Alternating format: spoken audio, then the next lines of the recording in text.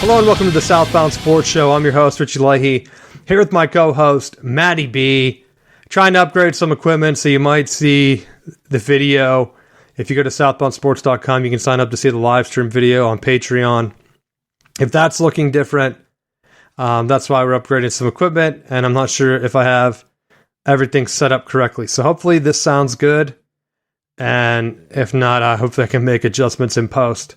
The number one thing that I wanted to talk about before we even get into football is something that's taking sports across the board and just annoying the crap out of me. And that is the new stadium light show. I've seen it like kind of sneak in the last couple of years, right? And it really stood out to me watching Michigan football now, because it seems like we've been playing a couple night games. And the new lights that can instantly dim and come back on are just so annoying and so stupid that I don't understand why this is a new thing, right? I really caught it during the Braves-Phillies game yesterday, where the Braves were down, right? And I'm thinking, they're going to go in an 0-2 hole and they're going to blow the entire year. No, they hit a home run, and the Phillies are changing pitchers, right? And they're doing like a light show for the away pitcher. Like the lights are getting dim, the pitcher's running out. I'm like, what the hell is going on? Like Atlanta Braves guy?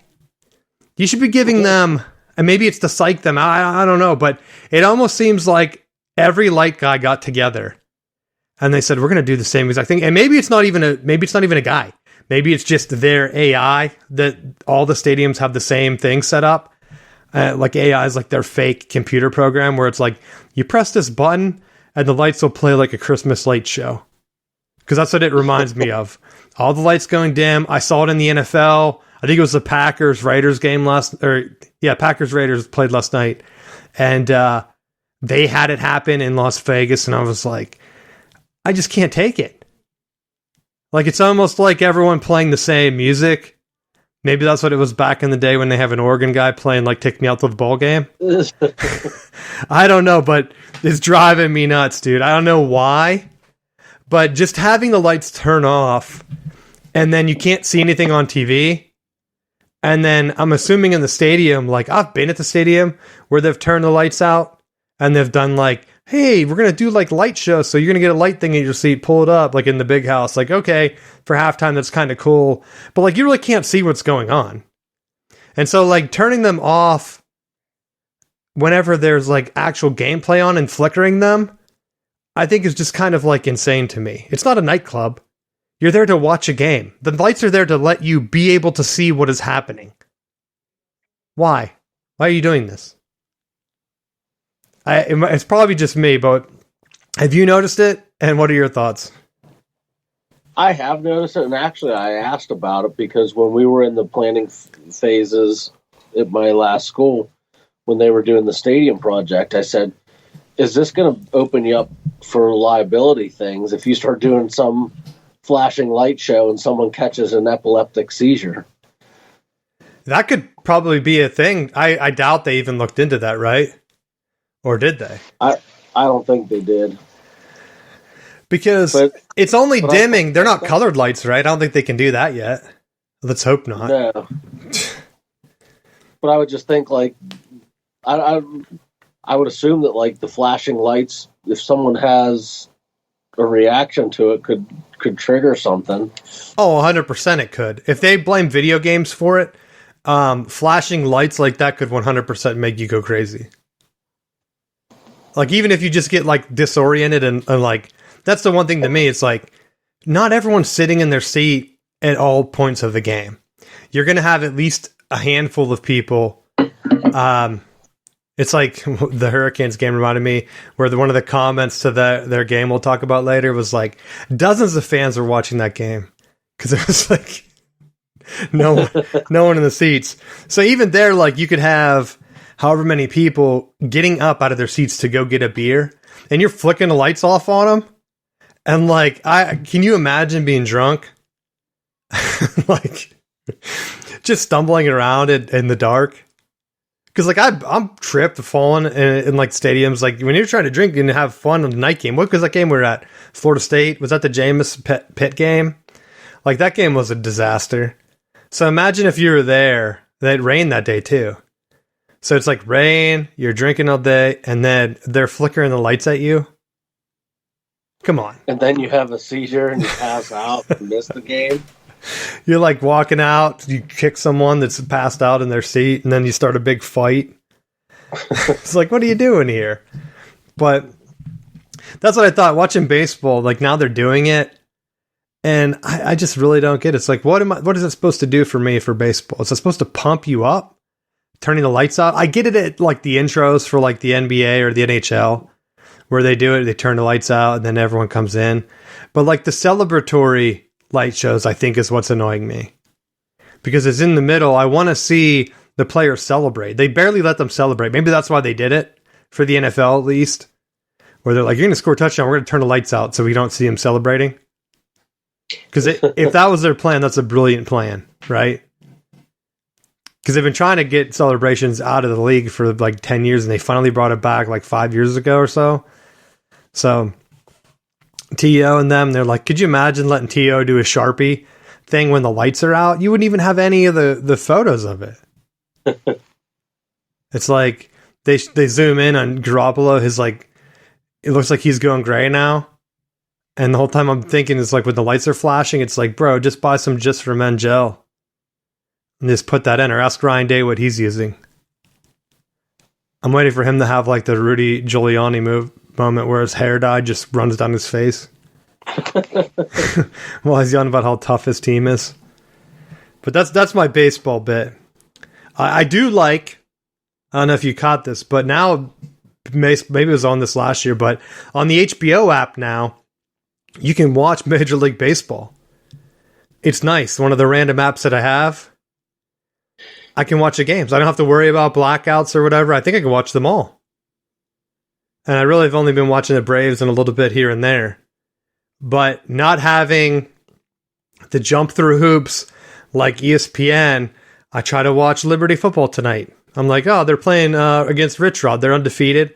One of the 14 undefeated teams we're going to talk about. Try to put it on. It's on ESPNU. Who even still has that? But it's not included in ESPN Plus. So it's like a headache where maybe HBO will be kind of like Major League Baseball Sting. Although I assumed that they were on, Apple TV Plus or something like that? Or where else have I been seeing baseball? Maybe it is ESPN Plus. But I think the HBO thing is TBS. So I'm also wondering now if HBO is going to stream the NCAA basketball tournament. Because streaming for that's been going downhill. That's my TV update for the week.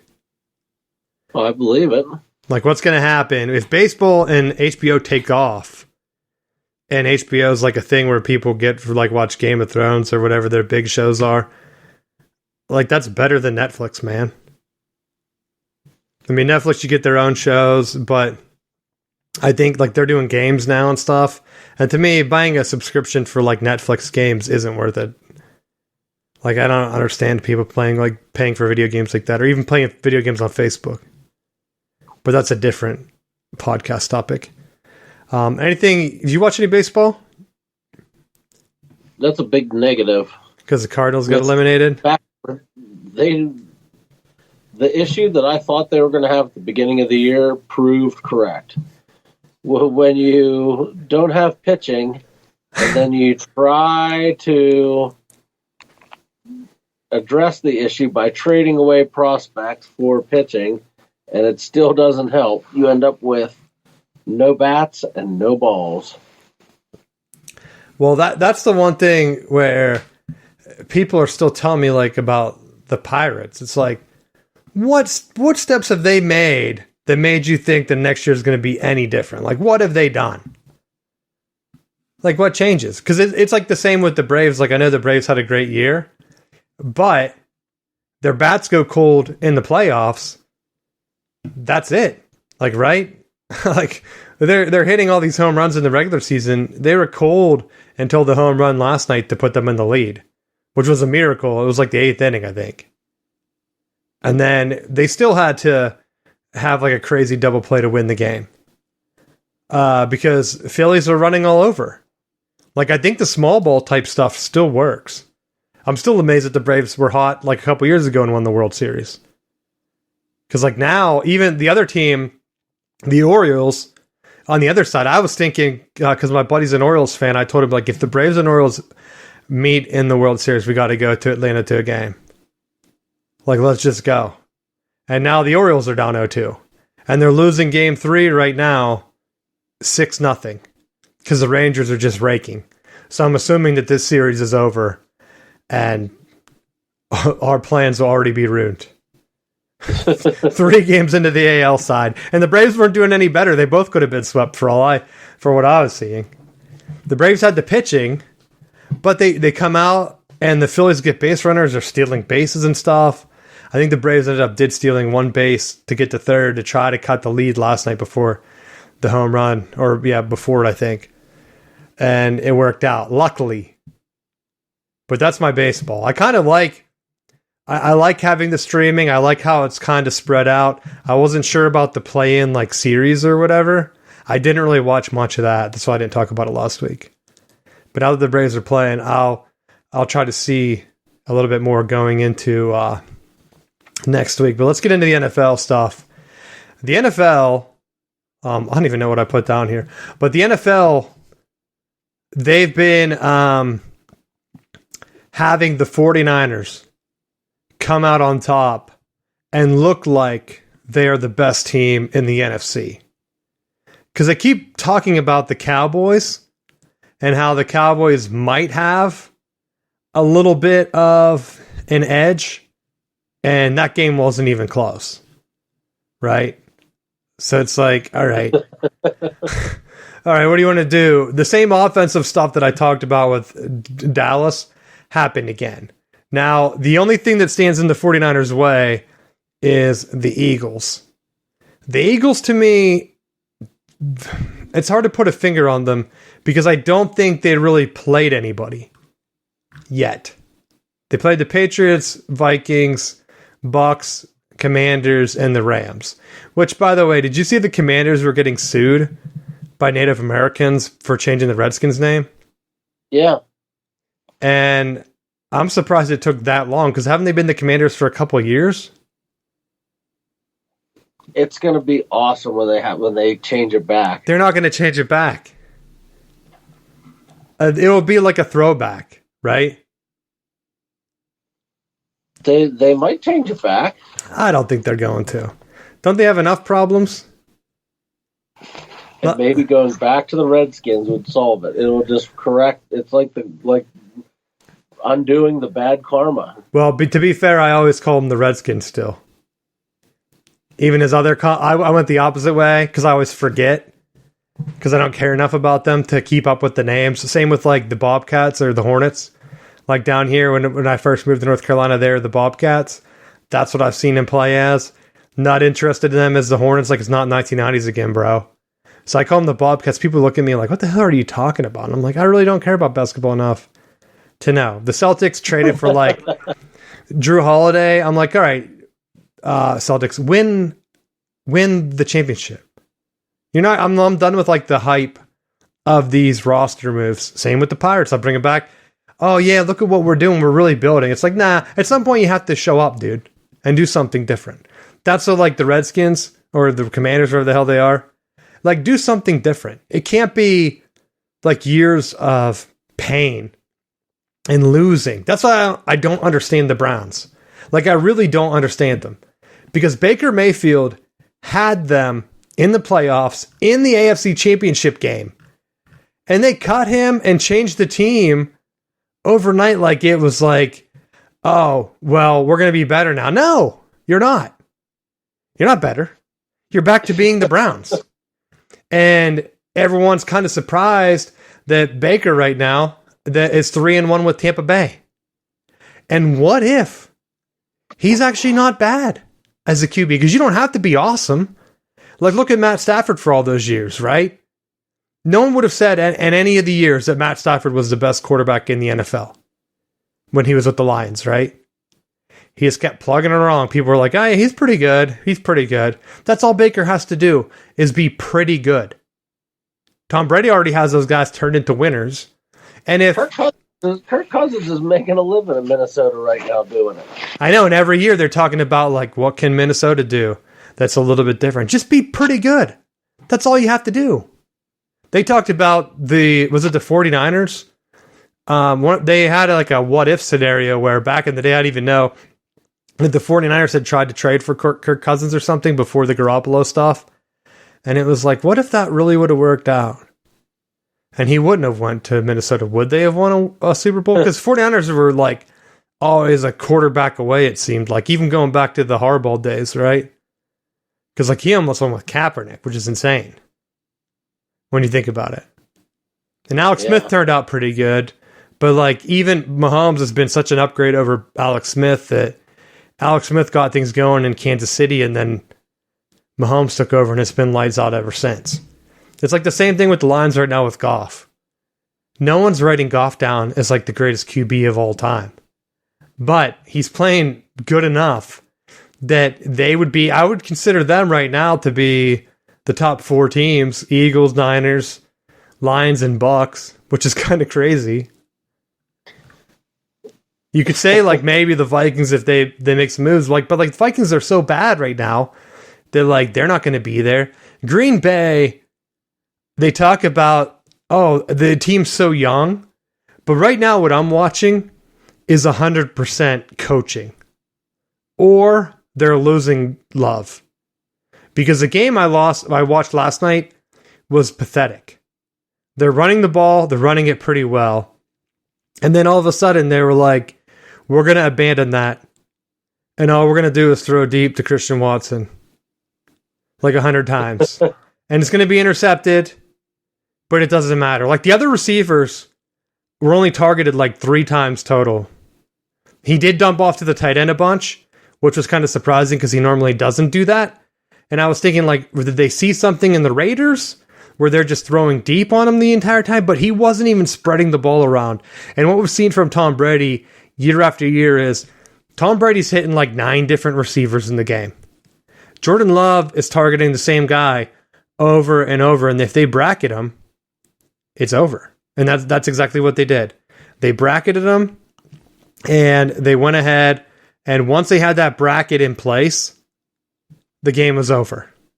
And that was it. He kept trying to go to him. Even the last play of the game, the Packers had a great chance to score. And I know Dobbs dropped the pass right before, but he was open. And I saw their plays where other guys were open. And it was like Garoppolo was kind of doing the same thing, which was killing their team. Because I don't know, I think Devontae Adams is still hurt. And they were like clearly game planning around him. But he kept throwing to Jacoby Myers. I said it a couple weeks ago. He's like zeroed in on Myers so much that whoever got him in fantasy has to be loving it.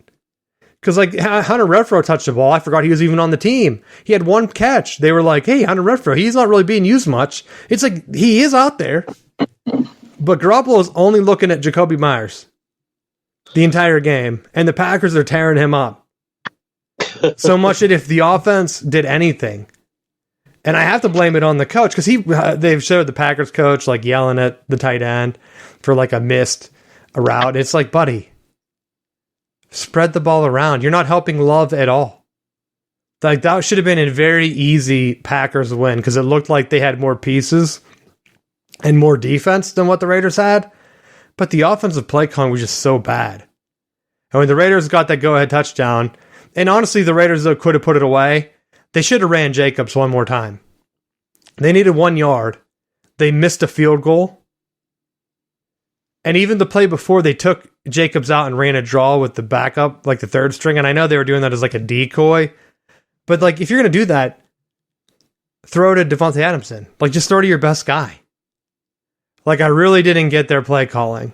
And McDaniels, even the announcers, was like, he's not doing anything the analytics tell him to do. It's like, yeah, I wonder why.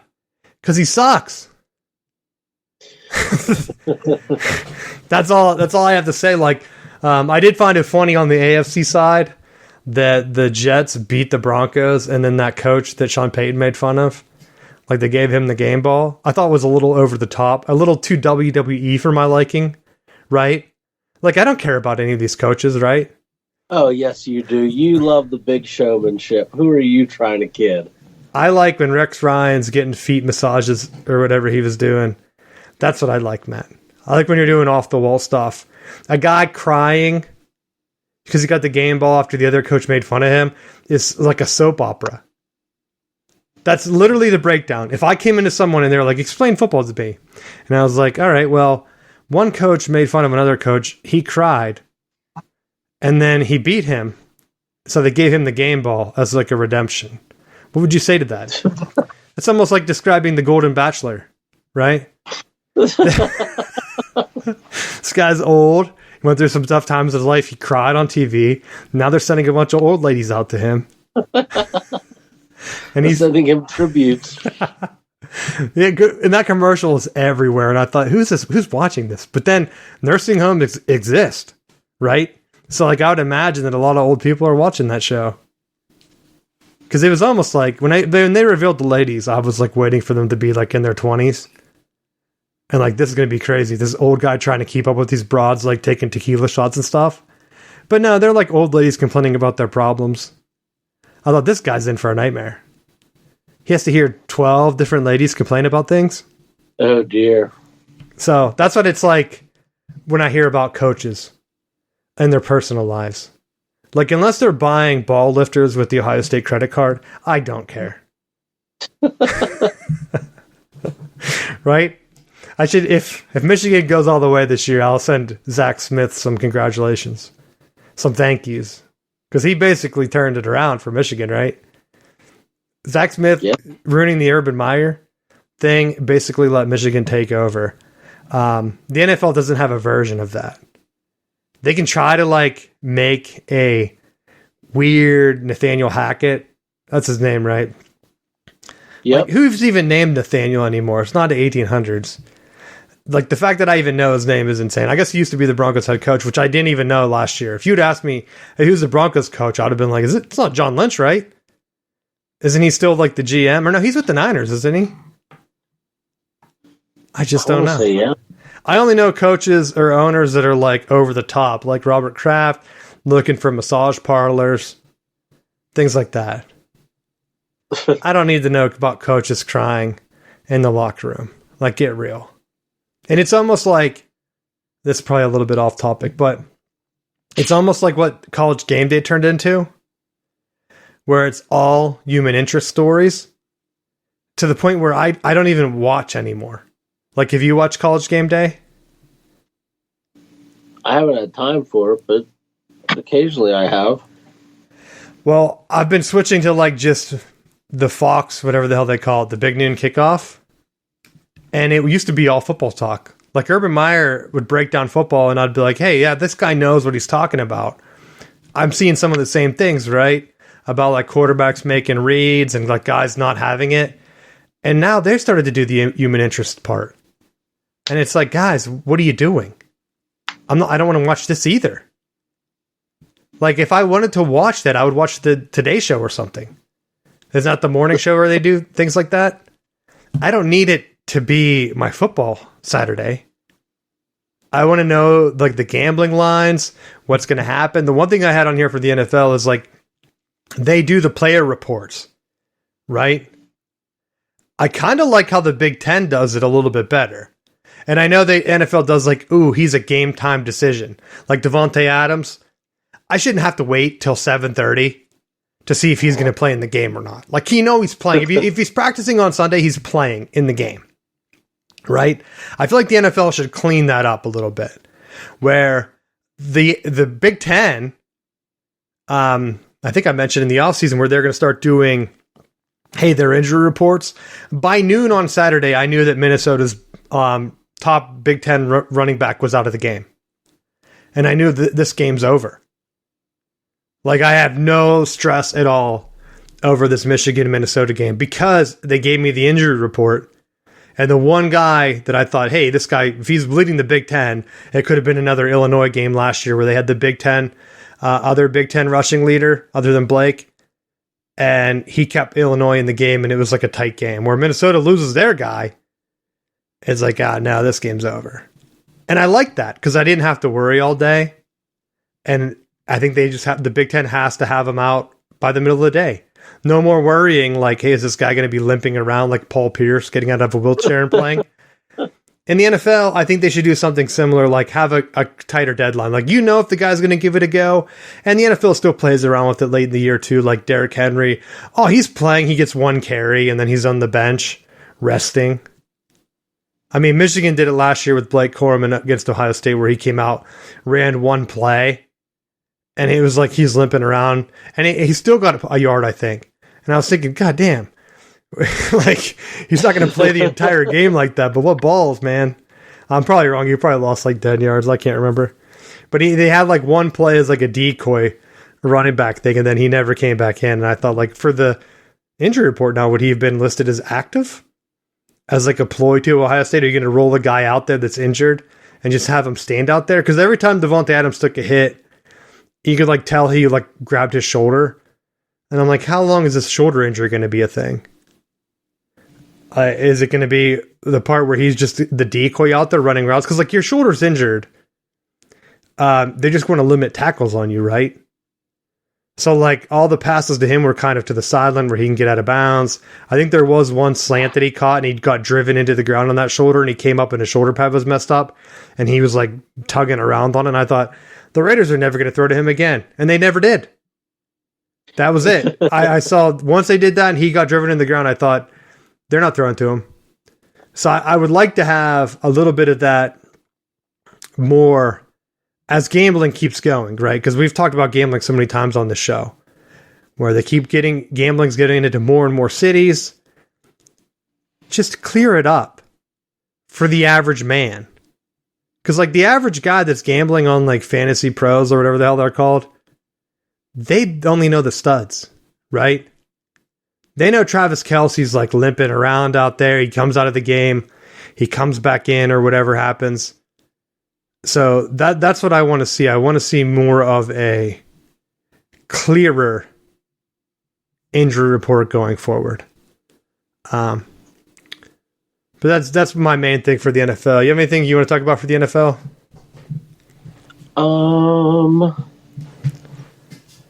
I was actually kind of surprised that Pittsburgh did choke their way out of the game with the Ravens, find themselves in first place with no offense. Well, that's what I was going to talk about, because like everyone is still hating on Matt Canada, and it's a young team. I really don't. I know some of it is on like the offensive game calling and stuff, but it's the NFL. It's hard whenever the players are not making plays.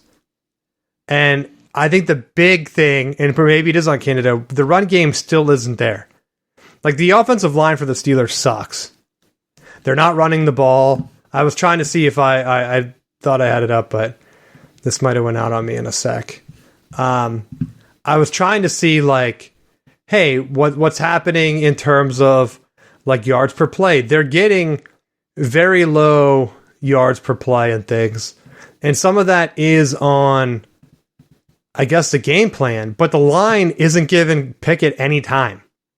He's scrambling around. He's getting absolutely destroyed, right? And I'm wondering, like, what can Matt Canada do? Like, Baltimore was favored to win.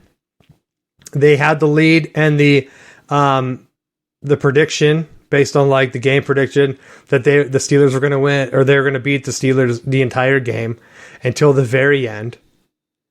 And like Najee Harris, he's getting 2.6 yards a carry. How is that on Matt Canada? Because like he's not making anybody miss. And I like Najee Harris, but maybe he's not the guy.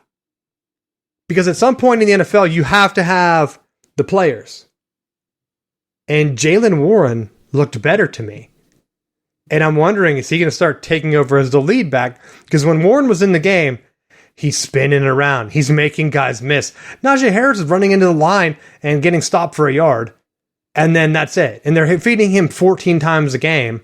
And I know that's not because Matt Canada is saying, well, we just got to feed the beast and hopefully he gets going. It's like, nah. But like even Pickett's like QBR is low because he's constantly throwing incompletions. And the one touchdown, it was like one of the plays before. They had the route that was like a touchdown and the guy tripped or whatever. There were two guys that were open on that play. Well, I thought the guy in the back was more open, and Pickett tried to throw to the other guy, and he stumbled, and he overthrew him anyway. So even if he didn't stumble, the pass didn't look close on TV. I don't know about in person. We had a friend at the game, and they said like it looked like if he didn't trip, he might have caught it, but in TV it didn't look close. And I just wondered like, what is he looking at that he's overthrowing the guys that are wide open, and like even if just put a little bit of air on it. Because they were so open that it was like worst case scenario, you throw it out of the end zone, you threw a bullet that went out of the end zone anyway. Like you gave your guy no chance. And that's what I like to see from Pickett. I know he's young, but I think if they get rid of Canada, it's just a scapegoat. I think the NFL will kind of be like, oh, we're going to push you down and you're going to just become back to like college. But he wasn't really bad in college either. Like his offense scored tons of points at Maryland. Like they almost beat Ohio State that year. They like went, I don't know if they went for 2 and the guy was wide open. He missed it, right? So like Maryland doesn't beat Ohio State ever, let alone put up 40 points on them or whatever that game was and have a chance to win with the 2-point conversion if the guy completes the pass. Like that was all Matt Canada when he was like interim head coach or whatever. Now Maryland's scoring like 17 on Ohio State. If Canada was there and they put up 40, they probably would have beat Ohio State last weekend. The offense puttered out and had too many turnovers. Like, can't throw a pick 6 to Ohio State. Like, that's insane. So, like, that's the one thing. It's like, Canada's always been kind of in bad situations. And unfortunately, when he gets there, Ben was still there when he got there, right? Ben's not running your offense. And so it's hard to get the other guys to buy in. And then when guys just aren't producing at a level that's, like, consistent. But maybe he could mix it up. Like the Raiders, or no, maybe it was the Packers. One of the teams last night, they ran like jet sweep like 1,000,000 times. I think it was the Packers. And I'm like, what are we doing? Like you're running the ball consistently up the middle. Or no, maybe it was the Raiders because they weren't feeding Jacobs at first. But they did it enough that it opened things up. And then he started running good. And I thought that could work with Najee Harris. But if he doesn't have it, if he can't like find the hole and explode through in the NFL, you're never going to have it. I mean, running backs, that's why they're a dime a dozen. That's why they're all getting together on Twitter and stuff and trying to get people to pay them more. Right? I mean, honestly, that's the truth. Because people are seeing the running backs. They know that they're like a dime a dozen. And even the good ones like McCaffrey, yeah, he's going crazy and doing all this stuff, but I'm still waiting for him to get hurt. I'm surprised he wasn't hurt last night or 2 nights ago, whenever that was, because he went down after a shot. And I thought, there you go. McCaffrey's injury. But no, he's playing with the Niners now, so he never gets injured. It's crazy to me. Crazy. But that's my NFL thing. Anything else you want to hit on with the Steelers? There's been a call on Pickett's touchdown that they show like the screen of like the touchdown play and then Canada's reaction.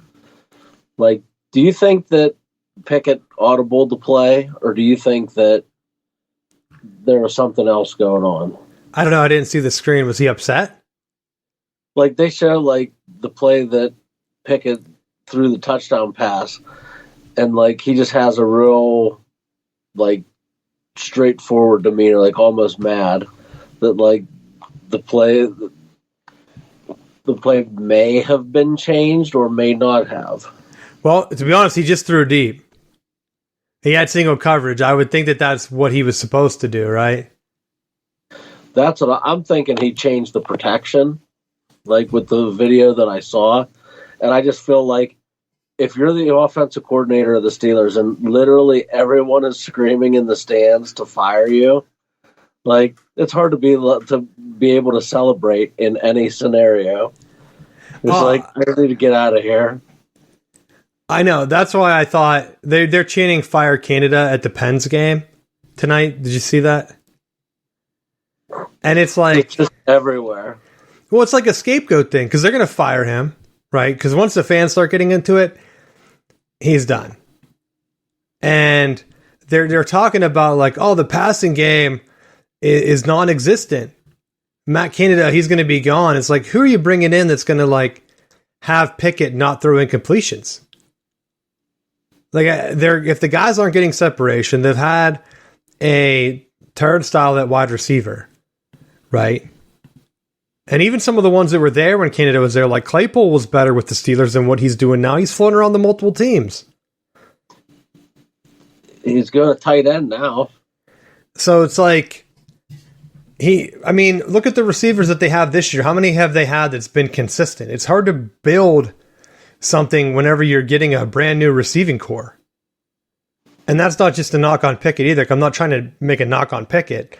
It's hard to have timing if you don't have receivers to practice with. It's like the old Aaron Rodgers thing. Last year, a bunch of new rookie wide receivers.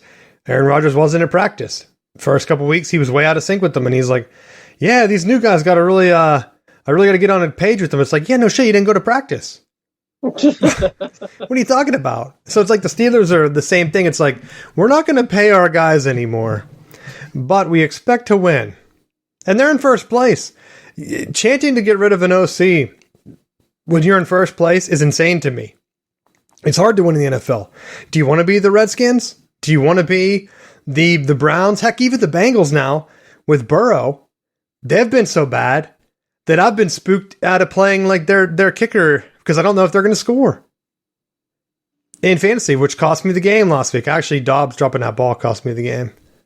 One catch, I would have won. I lost by 1 point. If they wouldn't have took... Yeah, thanks for the help. Bro, I can't do anything right this year. It's like all of my luck went into winning last year, which I'll gladly take. The most championships in the league. Like, can't pass that up, right? So now I'm in my Urban Meyer in the NFL thing where nothing's going right. And then maybe that's what happened to him, too. Got lucky with Cardell Jones in the NFL, or in college, and then he went to the NFL and he sucked. And then Michigan State's trying to hire him, which would be funny. Although, speaking of Michigan State, what was Tom Izzo's quote this week? He said he hates the transfer portal. This is unrelated to the NFL or anything. Tom Izzo said that players shouldn't transfer just because they're unhappy. He said, I'm unhappy most of my life.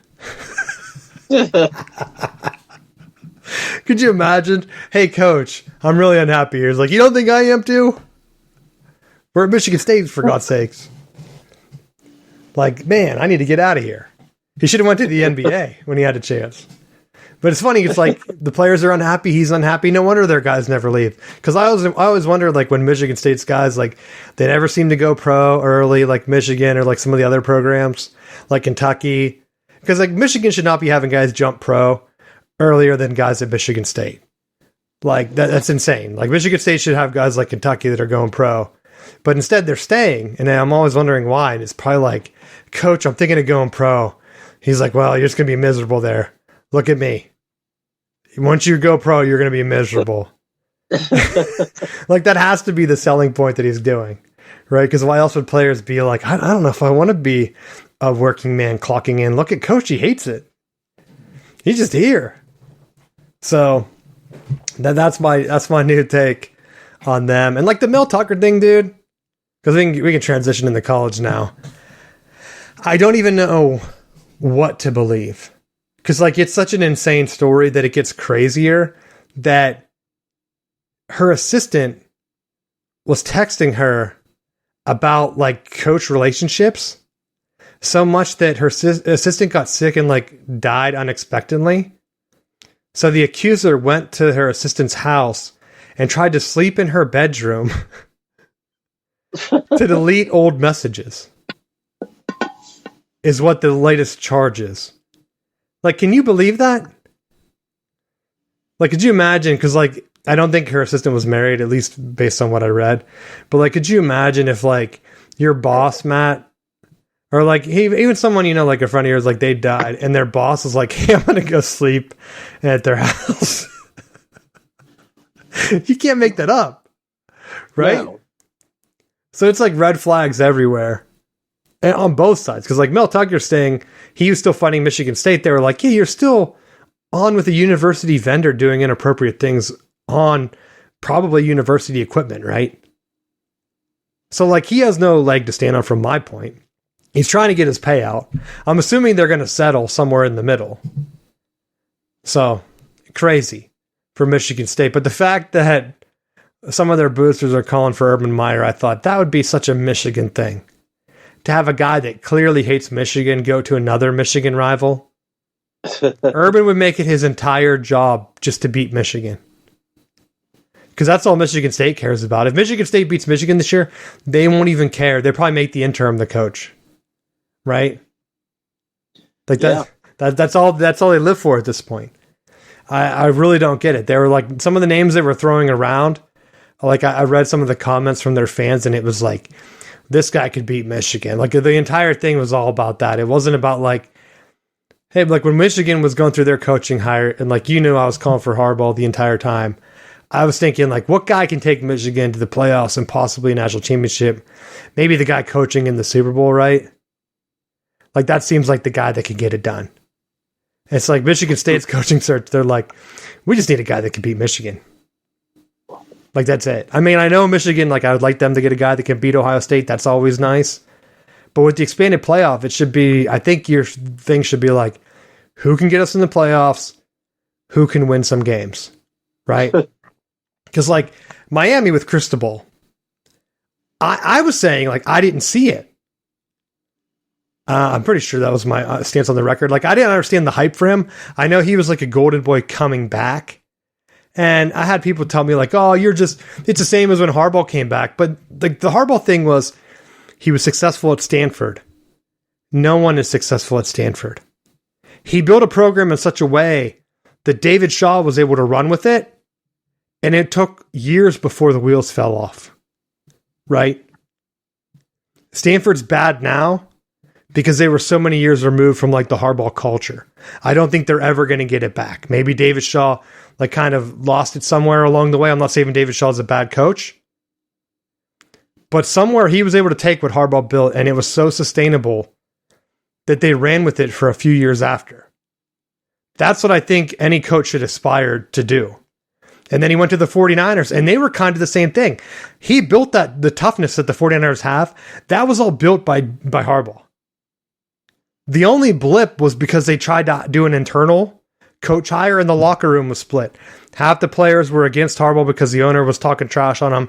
Half the players were for Harbaugh. That was never going to work. Right? Once they brought in an outside guy, they've been fine, and they've kept that toughness. To where people consider, like, the 49ers like one of the toughest teams in the league. Like, that used to be like the Ravens, right? With their Harbaugh. So maybe it's like a brother trait. Where now with Cristobal, where has he had success like that? Nowhere. I mean, not a lot of coaches win in the NFL. Heck, Nick Saban didn't win in the NFL. Do you really think after he failed at the Dolphins that Alabama fans were like, oh, great, this is our guy? Because they almost had Rich Rod. And Rich Rod went to Michigan instead. What if that never happened? Now is losing to Liberty. Is Liberty take the lead? 17-13. So it's like, what if things are like slightly different? I don't think Nick Saban would have went to Michigan instead. They would have hired Les Miles. Maybe they get a championship with Les. I don't know. Maybe Nick Saban goes somewhere else and has a dynasty. Could you imagine if he like landed in Texas or something after Mac Brown? That would be annoying, right? Texas losing to Oklahoma was like, I saw it happening. And I told you, like, this is going to be big. You better be careful, though, because Oklahoma's going to jump Florida State, which they almost did. They're one behind, aren't they? Yep. I told you, the Texas hype because they beat Bama, and now makes I told you one of the articles I read by one of the voters actually said that he would vote Oklahoma too. I don't know if he did, because that game was pretty close. But like I said, if you think Oklahoma's that good, then vote them like 6 or 7 going into the game. Like if you're like, I think they could beat Texas, but they're probably a little bit worse. It was like, no, I'm going to vote them 12. I'm going to make them jump 10 spots to number 2. But in terms of the undefeated teams right now, the big dogs, Michigan and Georgia, both showed up. And Georgia blew out Kentucky, which Kentucky, I understand they're ranked, but that's like just beating another team that's like highly ranked, usually not highly ranked. I mean like lower ranked, like in the 20s in the Big Ten. Not that big of a deal. I don't care that Kentucky was like ranked whatever. Georgia should have killed them, and they did. They took care of business, didn't let them hang around. Michigan did the same thing with Minnesota. Minnesota, I think it was the second play, they threw a pick 6, and I thought, oh, this game was over fast. Because I knew they had no chance. And the funny thing was, I read some of the Minnesota, like they did like a fan take after the game.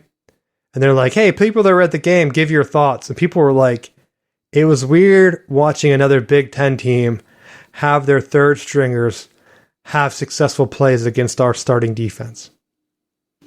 Because it was almost like a scrimmage. I think almost every player that traveled to the game played in the game except for the backup long snapper, Matt. 73 out of 74 or something they said on the broadcast. In an opposing stadium. I didn't realize Minnesota had been that bad because I remember their running back tandem and stuff like that. They haven't beat Minnesota, or they haven't beat Michigan in Minnesota since like 1977 or something like that. And they haven't beat Michigan in the Big House since like the 80s. I'm like, those are Indiana numbers. What are you guys doing? We play for a trophy. Like, are you serious? Like, we even lost to Maryland and Rutgers with Brady Hoke. Like, you guys couldn't get one? I just don't get it. I don't understand how Minnesota... PJ Fleck was like, yeah, that was...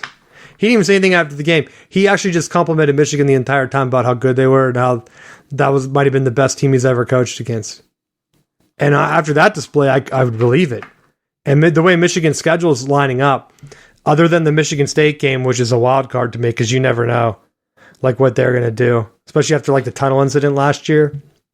But like they play Indiana, they play Michigan State, when we play Purdue. And this isn't the Jeff Brom Purdue, because let's give him a shout out. He turned Louisville around pretty quick. Remember, last year he won the Big Ten West at Purdue. He had some successful plays against Michigan in that championship game. They just didn't have the depth. Remember the fake flea flicker? Brilliant. Unfortunately, he wasted it last year at Purdue. Could you imagine if he had that for the ACC championship game, if they played like Florida State or something? He ran a fake flea flicker for a touchdown. They didn't get the touchdown against Michigan, but they did pick up a first down, I think. It was like a 10-yard run. I thought that was a great play because Michigan ran right by him as he did like the fake pitch and ran in. So Brom can draw stuff up. Beating Notre Dame, I'm still not sure on. They beat him worse than what Ohio State did. But it's still Notre Dame. I bring that up because Notre Dame plays another undefeated team, USC, this week. They get him at home. USC looked bad. I'm still shocked people are voting them in the top 10. They should have lost to Arizona. Arizona's not even good. Like, Arizona has been a mess since Rich Rod got fired.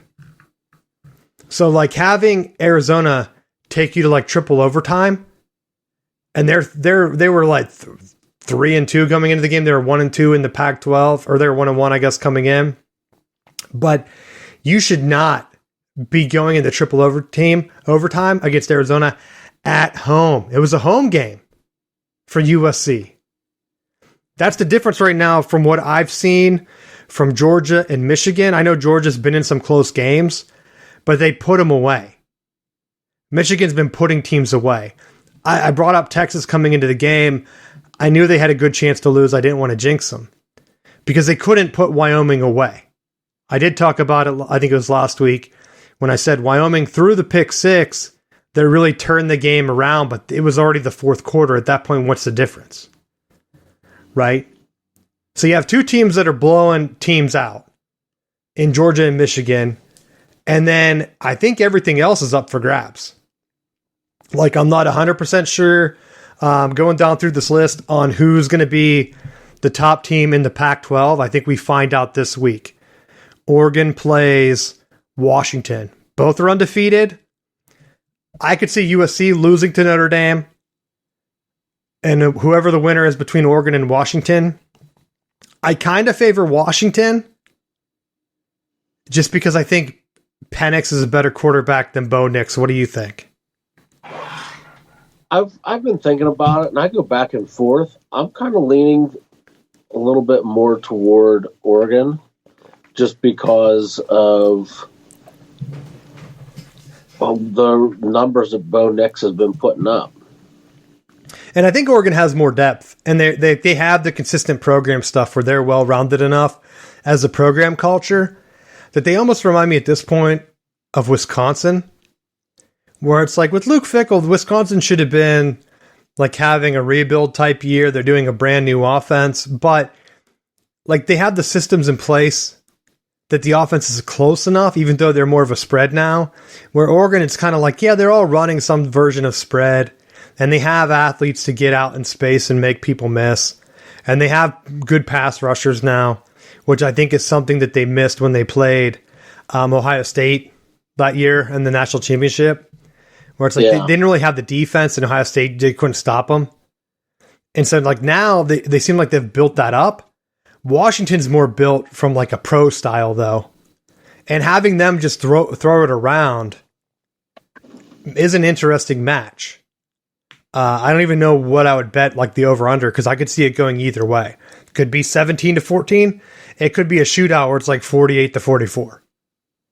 It depends on like, are they getting chunk plays or are they not? But I think that's definitely for me. That obviously that's game of the week. You could say USC Notre Dame, but like Notre Dame lost their getting killed by Louisville. They're done, which should give you a sigh of relief, right?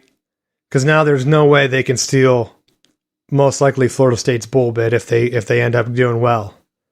The other ones that are undefeated, Florida State plays Syracuse at home. If they lose to Syracuse after North Carolina just killed them, I think there should be some red flags. I'm still not sure on Florida State because they let Virginia Tech back in the game. They let them within, 5? Every time I turn the game off, I check the score and I'm like, how the hell are they back in the game? Virginia Tech sucks. It's like the same as Boston College. Like, these aren't good teams. So I'm not sure what Florida State's doing. I don't know if they're getting bored and they're letting the foot off the gas, but they don't. That's the separation I have between them and like a Georgia and Michigan. If Florida State, they should be throttling these teams. Maybe not as bad as what Michigan's doing, just because Michigan has more of like the experienced guys back. And I know Florida State, other than like Jordan Travis, some of their guys are still young, but like they should bury Syracuse. North Carolina had no trouble burying them. I think this is going to be the difference for me. And if I'm looking at the ACC in the driver's seat right now, North Carolina plays Miami. After Miami's meltdown, I'm going to say that North Carolina beats them. Louisville plays Pitt. Louisville's the wild card because they're kind of slipping through. And I've been trying to see what the tie-breaking scenarios are going to be. And right now, it looks like North Carolina might have the top tiebreaker. And at that point, if there's a three-way tie, it would come down to Florida State and Louisville. This is based on the Tar Heels, one of their sites down here, where they were talking about it. So I could be wrong. And maybe it wasn't updated after last week. I can't remember when I read it. But that was my question to you. They don't play each other. Do you think that helps or hurts? Like the ACC championship, if they have 3 undefeated teams, only one's getting in the playoff, right? I mean, I guess it depends on how the other things shake out. I mean, to me, the plan is still the plan. For Florida State to get in, they have to go undefeated. And I think one of the things that you look at with their games right now is that they're still causing a lot of unnecessary penalties. Now, I say that with the understanding that some of the big plays of Virginia Tech came off of not penalties, but not called penalties. Like there was an interception that was called back on a questionable late hit, and then they followed it up with a clear block in the back that Virginia Tech ended up scoring on. It was like, how do you go ticky tack on one and no call on the other? And that's just the normal like bias toward or against Florida State. And I don't know if, and I've seen it this way for so many years that I've just accepted there's just not good officiating crews in the ACC. And I know it's easy to point the finger at them, but when you look at the film week in, week out, and there's consistently plays that happen that Florida State's getting penalized for and other teams are not, and it's typically really unbalanced with the way that the penalties go. Part of me says it's trying to keep the players playing aggressive, which you want, but trying to find that balance of not going so incredibly insane that it takes you out of games. And I look at the LSU game. They played physical. They played toe-to-toe with them and played well. And I think people say, oh, well, they don't really have a strong strength of schedule. I mean, at the time, it was a top matchup that people were speculating LSU was going to contend for SEC championship and potentially the playoffs.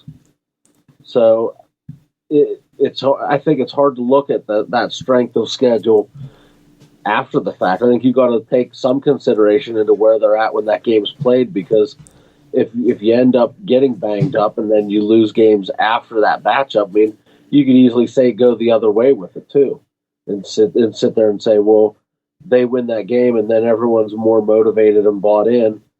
What's to say they don't rattle off 4 or 5 wins after that?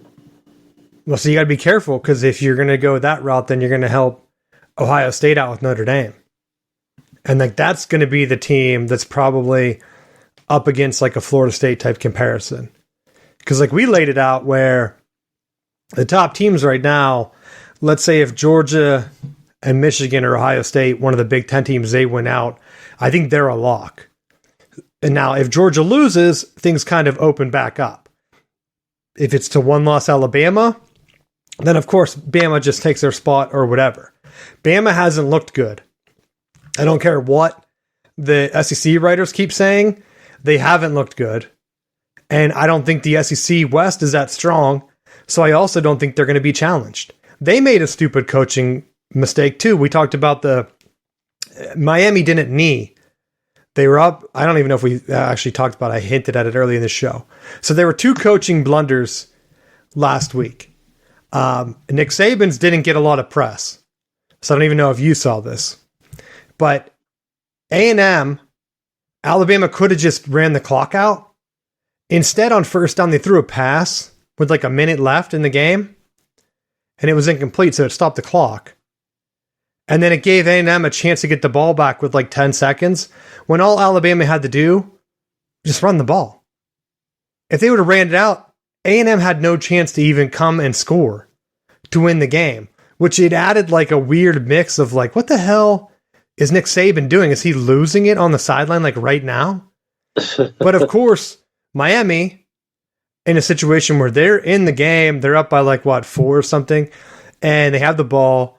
There's 40 seconds left. It's third down. All they have to do is just take a knee and let it run down to 0, and it's over. Yeah. Instead, they run it, and the running back, he's hit. All he has to do is go down. And instead, he's fighting for more yards. And I know that's like a toughness thing that Cristobal's doing. And this is why I've said, like, I wasn't high on Cristobal coming in, because to me, he wasn't like a guy at Oregon that really put them over the top, right? Like, they haven't been winning the Pac-12 championship with him as coach. Like, Utah's been winning, right? It's like Miami getting him and being pumped about it. It was like a weird flex to me. Of like, yeah, our boy's coming home. And I had brought up the Harbaugh comparison earlier, because it's like, oh yeah, you mean the Harbaugh that was winning the Pac-12 with Stanford? and going to like the Orange Bowl or whatever the hell they had and recruiting guys like Andrew Luck and then going to the Niners and taking them to 3 straight NFC championships and a Super Bowl appearance where they almost won if Kaepernick hits Crabtree with that pass. It's like, oh yeah, that guy, yeah, of course Michigan fans are pumped about him. It's like, what Cristobal do? He coached at Oregon. It's like the same thing with Willie Taggart. It's like, yeah, he coached at Oregon. Like, okay, is Oregon, like, it's not Alabama. Guys, calm down. And the same thing with Sarkisian, too. The media loves him for whatever reason. Maybe it's because he was a drinker, right? Like, I honestly don't, like, I guess he pumped Washington up, but Washington was better with Chris Peterson, to me, right? Then he went to USC, didn't do shit there. Now I went to Texas, not doing shit there, Matt. So it's like, oh, okay. Awesome. Like, is Texas winning the Big 12? No. Like, I don't understand the hype. And then he's going to go into the SEC, but yet he's getting top recruits because it's Texas and they're throwing $250,000 at recruits on visits.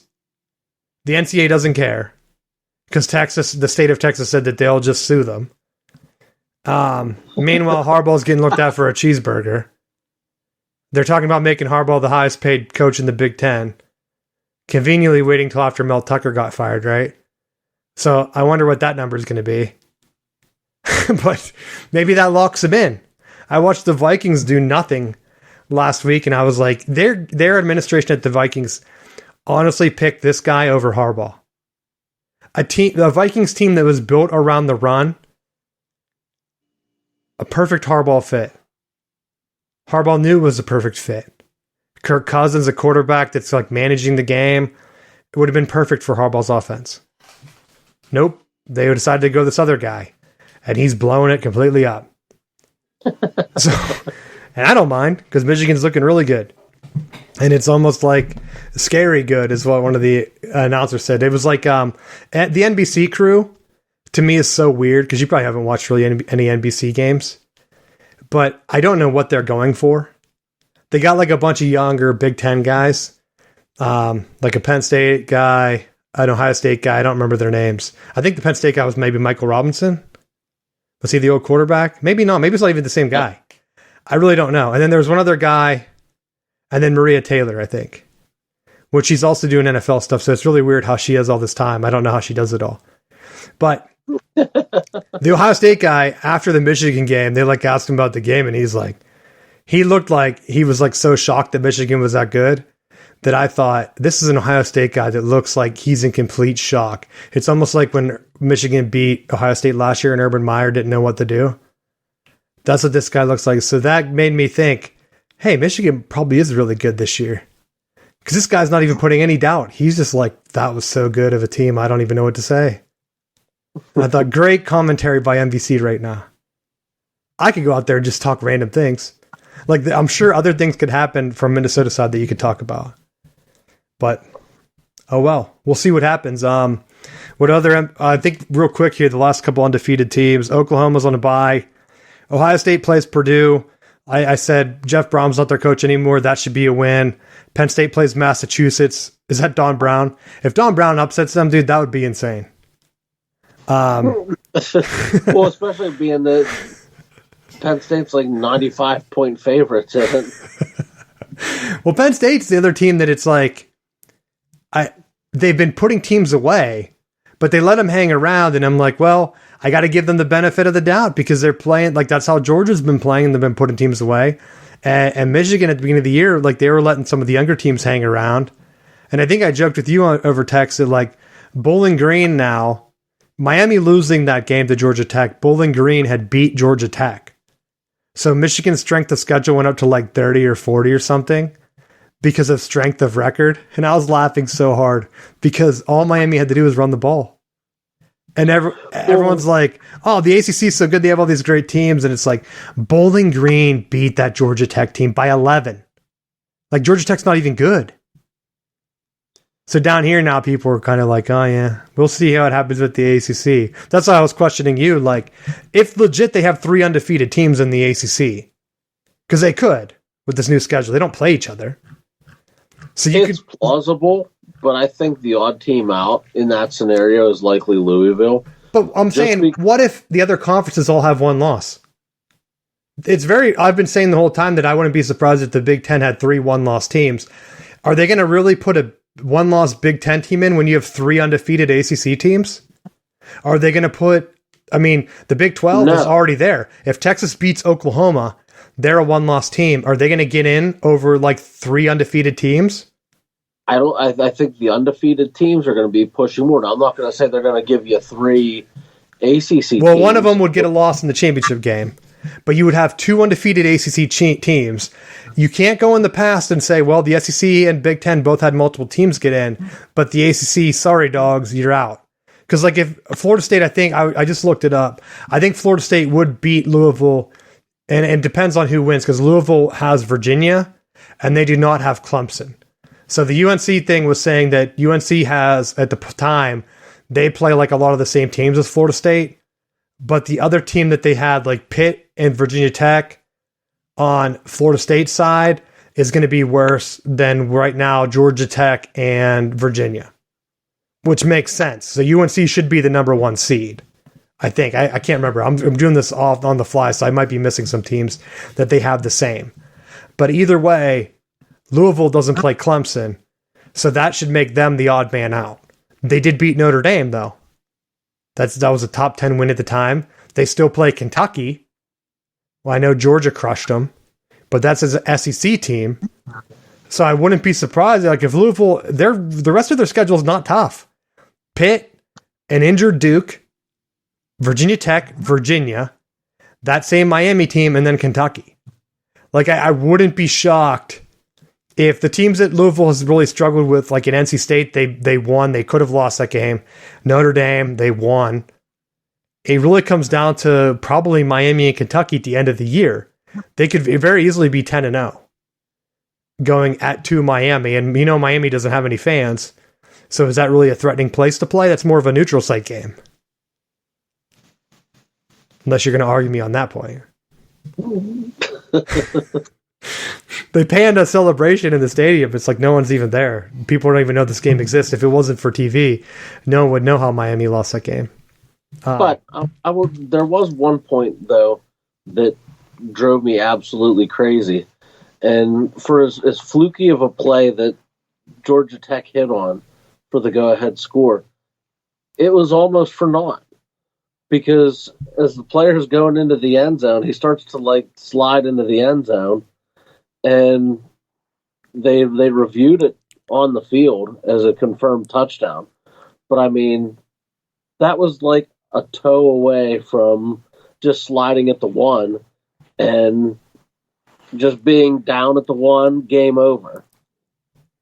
Well, that's the one thing where I did see it, and I thought in real time, he almost I don't know if he slid or he fell or he was celebrating, but I thought that's crazy. Just do I don't understand why players get too excited. I go back to the Desmond Howard where he runs all the way to the end zone goal post before he does his Heisman pose because that's where the cameraman is. Maybe that's old school thinking, but these young guys are ready to celebrate right at the goal line and losing the ball, and I'm like, what are you doing? What are you doing? That was a classic play. And if you muck it up, they can't include that on any highlight reel. Yeah. So I thought the same thing as you when I saw it. I was like, that guy, did they review that? Because I only saw the highlight because there was another weird ESPNU game or something where I put it on and then it was like, oh yeah, you actually don't have access to this. With a minute left, and I thought, oh, well, they're running the clock out, so they won. Nope. Not so fast, man. So, but that's it. The other teams like Liberty, they're winning right now. They're probably going to pull this one out. James Madison will zero back in when they get to 8-0. I want to see some of these other teams because I like all undefeated teams to make it for the record.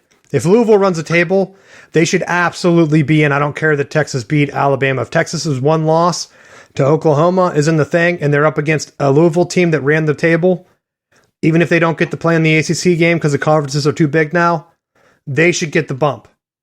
An undefeated team should have to lose first before they can't play for the title. I don't care what conference they're in because undefeated teams don't happen very often, right? If Georgia runs the table and they're the overall 1 seed, they should get the benefit of playing a weaker Louisville team if that's what's perceived. Texas had their chance to run the table. They didn't do it. So that's my final thought. You have anything else you want to add before we roll out of here? No, I think that's about it. All right.